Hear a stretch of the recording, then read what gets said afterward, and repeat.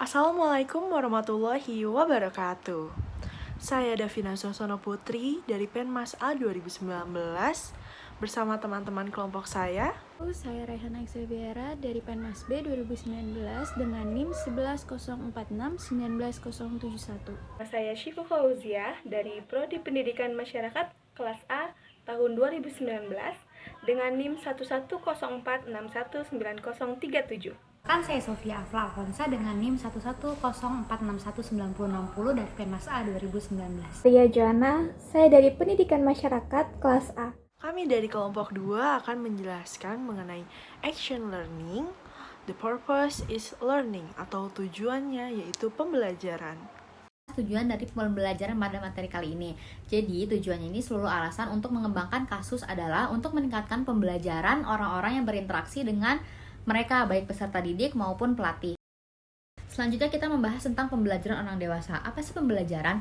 Pembelajaran itu adalah proses yang mengalir dari kebutuhan untuk memahami pengalaman, kemudian mengurangi dimensi kehidupan yang tidak diketahui dan tidak pasti, dan membangun kompetensi yang diperlukan untuk beradaptasi dengan perubahan. Ini adalah sebuah proses alami terkaitan bahwa faktanya manusia itu adalah organisme pembuat makna. Kemudian yang ketiga kita membahas tentang peran fasilitator. Di sini ini untuk menemukan cara yang memungkinkan untuk mendorong, kemudian lebih merangsang, memperdalam, dan meningkatkan proses pembelajaran. Kemudian terdapat 5 gaya fasilitasi yang dapat digunakan dalam konteks yang tepat dalam pembelajaran berbasis kasus. 5 gaya fasilitasi. Pada mengarahkan kali ini, fasilitator untuk menentukan konten struktur, kegiatan struktur, memberikan umpan balik, memberikan dukungan, dan dorongan maupun bimbingan. Berkolaborasi sendiri mengharuskan para peserta didik dan fasilitator berbagi sebagai rekan pembelajar dalam penemuan, menciptakan makna dan pemahaman baru. Di sini pengamatan dan interpretasi untuk mengamati perilaku dan memberikan interpretasi kepada mereka yang berpartisipasi dalam proses tersebut. Selanjutnya adalah pengalaman dan pembelajaran berbasis kasus. Dewey mengartikan bahwa makna yang diperoleh dari pengalaman harus dibangun secara progresif dari pembelajaran sebelumnya, membentuk perancah pengetahuan dan pemahaman yang semakin kompleks. Belajar dari pengalaman menuntut 5 jenis kemampuan yang berbeda. Yang pertama, ada keterbukaan dan kemauan untuk melibatkan diri dalam pengalaman baru atau pengalaman yang konkret. Yang kedua, ada keterampilan observasional dan reflektif sehingga pengalaman baru tersebut dapat dilihat dari berbagai perspektif observasi reflektif. Lalu selanjutnya ada kemampuan analitik, kreatif, dan empatik sehingga dapat tercipta ide dan konsep integratif dari observasi atau konseptualisasi abstrak. Yang keempat ada keterampilan pengambilan keputusan dan pemecahan masalah sehingga ide dan konsep baru ini dapat berguna dalam praktik nyata atau eksperimen aktif.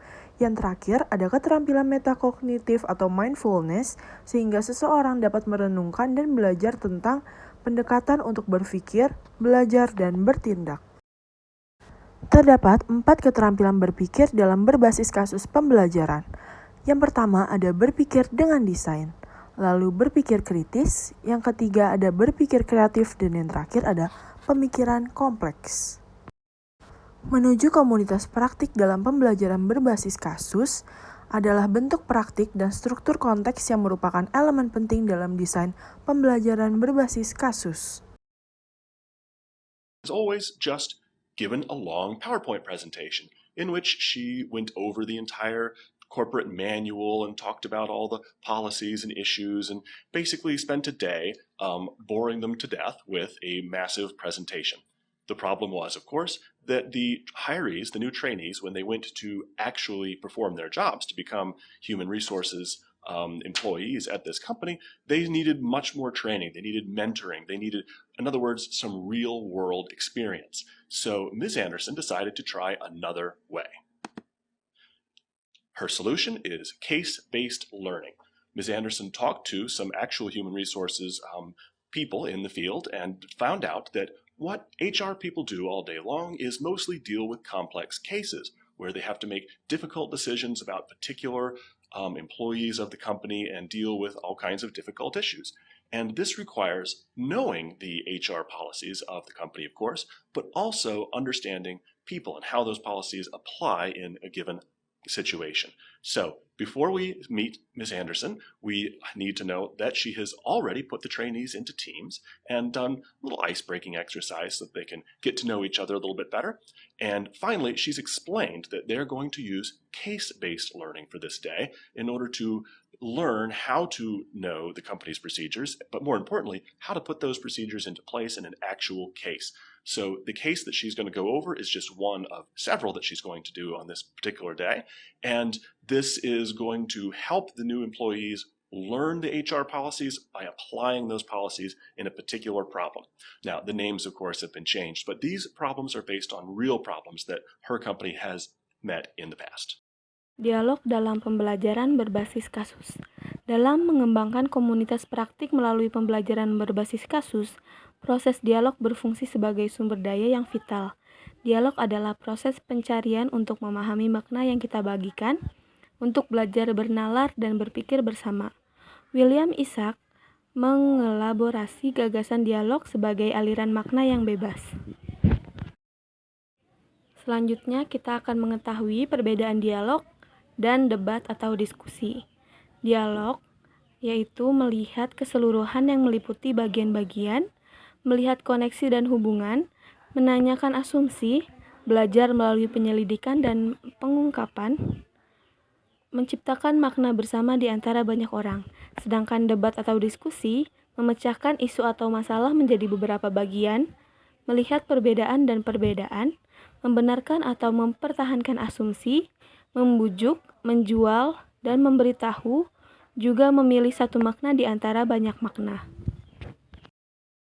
Johnson dan Johnson telah mengembangkan prosedur kontroversi konstruktif yang memiliki penerapan langsung pada proses pembelajaran berbasis kasus. Prosedur memerlukan sejumlah langkah. Yang pertama adalah kelompok dibentuk dan mengusulkan beberapa program aksi yang mereka percaya akan memecahkan masalah di bawah pertimbangan. Langkah kedua yaitu para anggota tim membentuk advokasi kelompok untuk memastikan bahwa setiap tindakan yang diusulkan menerima pemeriksaan yang adil.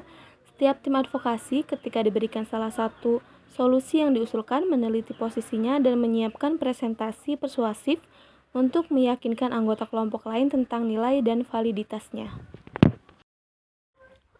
Lalu setiap hadiah tim advokasi ke grup tanpa gangguan kasus terbaik mungkin bagi posisi mereka. Diskusi terbuka berikut termasuk sanggahan dan sanggahan.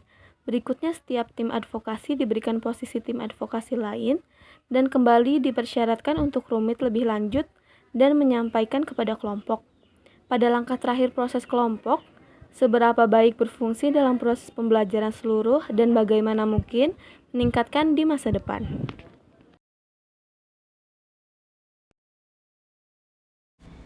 Memasuki pembahasan berikutnya tentang pembelajaran berbasis kasus sebagai narasi pertemuan.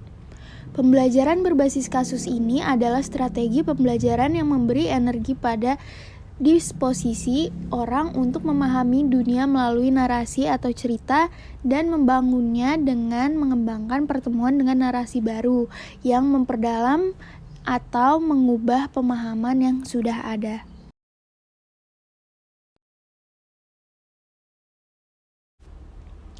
Kemudian prinsip utama untuk peningkatan pembelajaran.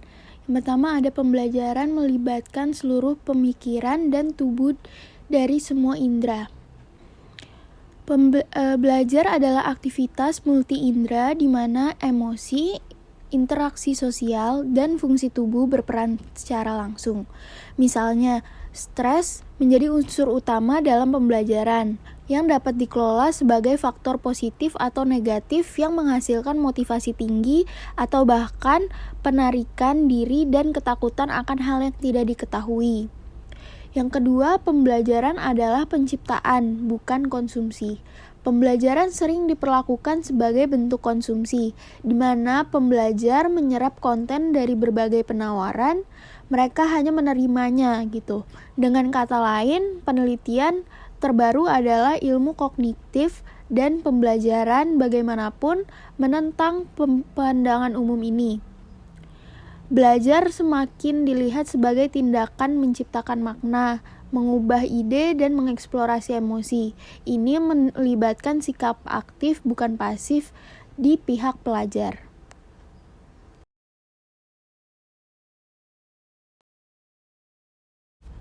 Yang ketiga ada alat bantu kolaborasi belajar. Manusia adalah makhluk sosial dan dengan demikian memperoleh banyak makna dan pengetahuan mereka melalui interaksi dengan orang lain. Jika dirancang dengan benar, pembelajaran berbasis kasus dapat lebih meningkatkan kapasitas seseorang dan kelompok untuk berkolaborasi dan berbagi yang selanjutnya meningkatkan dan mempercepat pembelajaran. Yang keempat, pembelajaran terjadi pada banyak tingkatan secara bersamaan.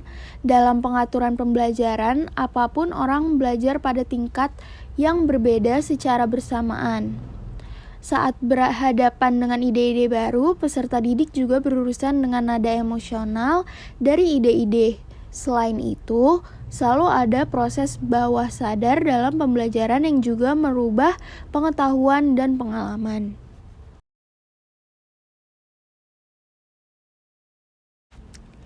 Yang kelima, umpan balik, refleksi, peredaman dalam tugas nyata. Belajar meliputi proses yang sama dari persepsi selektif dan respon. Dalam hal ini, pelajar mendapat manfaat besar dari umpan balik yang tepat waktu sebagai dasar di mana mereka dapat memeriksa kecukupan persepsi dan tanggapan adaptif mereka. Tetapi, belajar juga membutuhkan waktu untuk refleksi di mana ide-ide dapat ditempatkan dalam struktur kognitif yang sudah ada sebelumnya dan aliran pengalaman yang diingat. Yang keenam, emosi positif meningkatkan pembelajaran. Di sini belajar dipengaruhi oleh faktor emosional dan motivasi. Rasa kemajuan pribadi misalnya telah ditemukan secara positif, mempengaruhi kemauan dan kapasitas seseorang untuk belajar. Emosi sering mempengaruhi keberlanjutan pembelajaran dan kemauan. Perasaan positif, tenang diri sendiri, dan hubungan timbal balik dengan orang lain merupakan faktor kuat dalam persamaan pembelajaran. Selanjutnya, pembelajaran ditingkatkan ketika pengetahuan dipresentasikan. Dalam berbagai cara, setiap orang dalam hal ini cenderung menekankan konfigurasi kecerdasan tertentu dalam proses konstruksi pengetahuan mereka. Tetapi semua orang secara potensial memiliki semua kecerdasan yang tersedia untuk mereka. Lalu, performa adalah ujian dari pembelajaran. Dalam capacity building, bukan sekedar pengetahuan tentang sesuatu yang dikejar, tapi kapasitas untuk menerapkan pengetahuan baru untuk tugas dan tantangan dalam pekerjaan dan pengaturan lainnya, sehingga meningkatkan kinerja pribadi dan organisasi. Lalu, gaya belajar orang bervariasi. Dalam setiap bentuk kecerdasan, orang juga menunjukkan gaya belajar yang disukai berbeda. Beberapa orang misalnya memiliki pendekatan yang berurutan dalam belajar. Mereka lebih suka konten dan pengalaman belajar untuk diurutkan dalam urutan yang logis. Beberapa orang cenderung abstrak, yaitu mereka lebih suka belajar melalui pengetahuan berbasis konseptual dan hanya kemudian menerapkan pengetahuan itu ke kehidupan nyata. Selanjutnya, kita akan membahas materi mengenai merancang pembelajaran berbasis kasus. Jean Vella telah menyarankan kerangka kerja untuk perencanaan tugas pembelajaran yang sesuai dengan pendekatan pembelajaran berbasis kasus dan pengembangan kapasitas. Vella yang menyebut kerangka kerjanya 8 langkah perencanaan menyarankan bahwa sebelum terlibat dalam tugas pembelajaran, seperti pembelajaran berbasis kasus, perancang harus mengajukan 8 pertanyaan. 8 langkah pertanyaan tersebut adalah: yang pertama, siapa? Mengajukan pertanyaan ini mengundang profil peserta. Lalu yang kedua, mengapa? Menjawab pertanyaan ini akan memberitahu seseorang tentang situasi yang menuntut atau telah menghasilkan kebutuhan akan tugas belajar. Lalu yang ketiga, apa? Menentukan isi tugas pembelajaran seperti pengetahuan, keterampilan, dan sikap yang akan dikembangkan atau difasilitasi. Lalu yang keempat, bagaimana? Menjawab pertanyaan bagaimana akan menghasilkan struktur untuk tugas atau program pembelajaran dan bahan yang akan digunakan. Lalu yang kelima, bila.